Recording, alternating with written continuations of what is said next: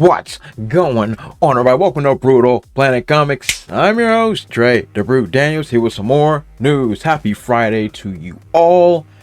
So, last night was the 2022 Game Awards, and it was like 3.5 hours long. So, today I thought it would be pretty cool to go over some of the winners and some of the things that surprised me, and some of the stuff that I really didn't care that much about. So we're going to go through it and see what we can see. All right, so let's just get down to the nittiest of the grittiest. Game of the year was Elden Ring. Say what?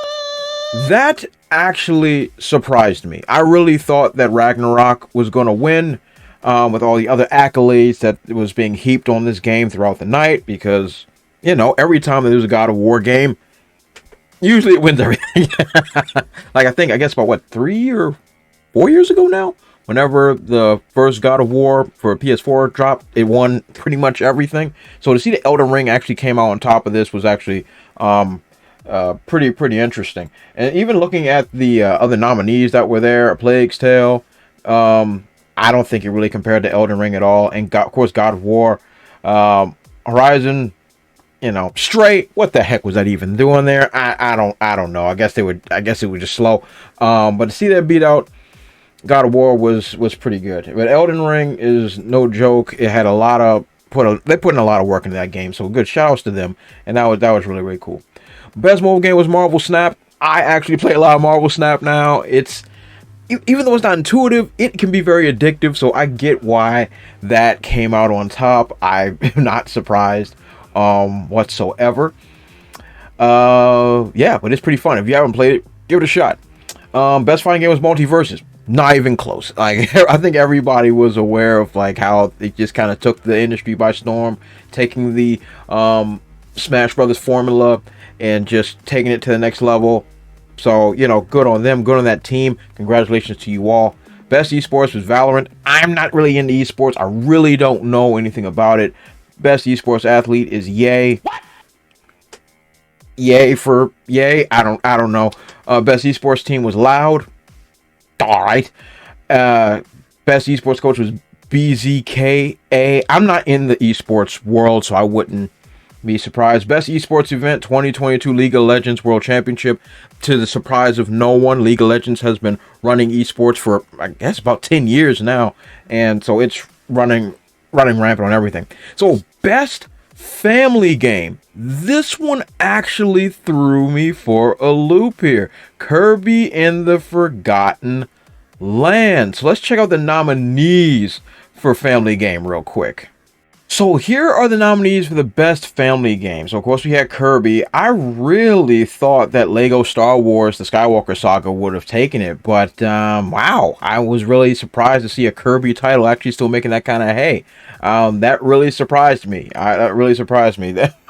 Big time. It really threw me off a little bit, but good on them, good on Nintendo, good on their team. Congratulations to you all. That you got me there.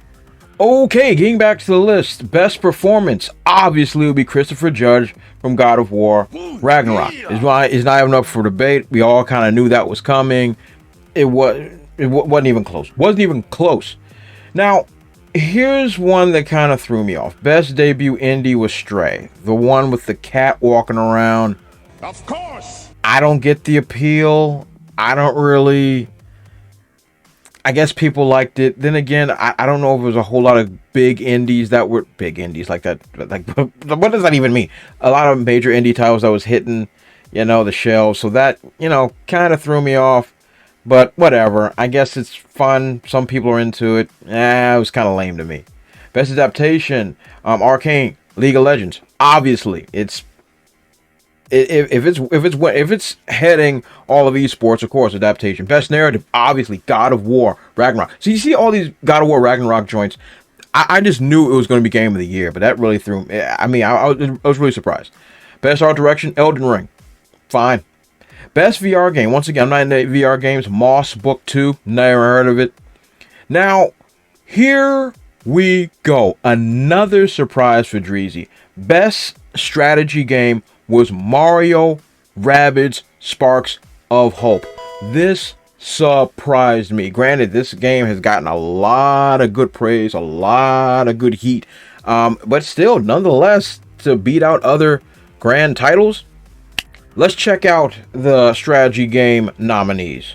So yeah, Dune, Spice Wars, of course, Mario, Total War, Warhammer 3 lost to this joint, which is crazy to me. I think that, honestly, I mean, Warhammer's been around for so long. Maybe it was a shot of new, fresh blood, I guess. I don't know, but it threw me off. But hey, look, good on them. I think, to me, this was oversight. But hey, do your thing, get your money, make it happen. Good on y'all. Going back to a list, best community support, Final Fantasy 14. Roman numerals always threw me off. It was pretty, I didn't really have any thoughts on that. Games for Impact, As Dusk Falls. I wasn't familiar with it.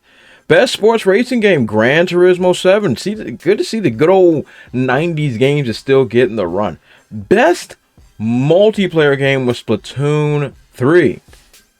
I could have swore that any shooter would have won, but hey, but Splatoon, people always have a good time with it. It's fun, it's good for the whole family. I can see why it won out. Best audio design, once again, God of War, Ragnarok.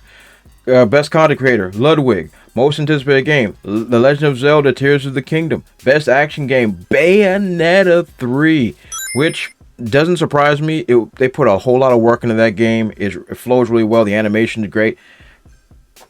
It's amazing. Best score in music, once again, God of War Ragnarok. Innovation and accessibility, God of War Ragnarok. Best RPG, Elden Ring.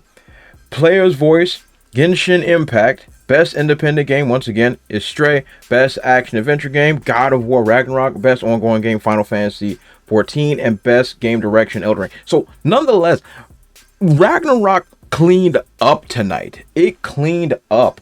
So I was really surprised that it did not win Game of the Year, but it went to Elden Ring, and the folks over there,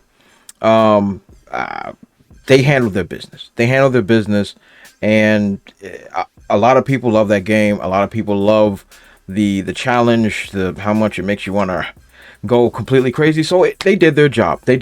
So good on them for putting together something that's really memorable and people really enjoyed. So, what about you? Did you watch the Game Awards? What surprised you? Maybe there was an entry that really threw you off. Let me know in the comment section below. And, do all those other YouTube things. Like, comment, and subscribe. When you subscribe, don't forget to hit the little bell alert and share the video. Oh, snap, almost knocked my thing over. Share the video. As always, you guys have been awesome, and I'll catch you all next time. Also, if you want to support my channel, check out spinwiz.com or download the SpinWiz app and check out my comic series Trouble. It was written with a lot of love and it was definitely my favorite comic series to write.